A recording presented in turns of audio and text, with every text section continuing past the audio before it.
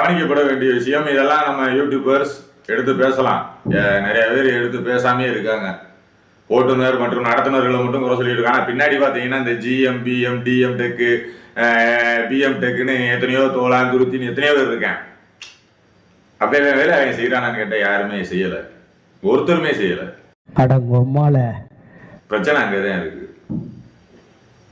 யாராவது ஒரு அதிகாரிகிட்ட ஒரு ரூட் நம்பர் கொடுத்து இந்த ரூட் நம்பர் எந்த வழித்தடத்துல ஓடுதுன்னு ஒரு அதிகாரியை கேட்டு அந்த அதிகாரி கரெக்டா சொல்லுங்க பார்க்கலாம். ஆனா நீ சொன்னா கேட்க மாட்டியே. சொல்ல முடியாது, தெரியாது அவங்களுக்கு, பாவம் தெரியாது.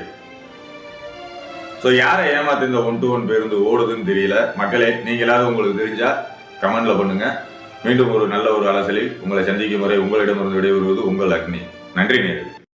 அண்ணனா இருந்தாலும் தம்பியா இருந்தாலும் நாயன் தாண்டா எப்பவுமே ஜெயிக்கும்.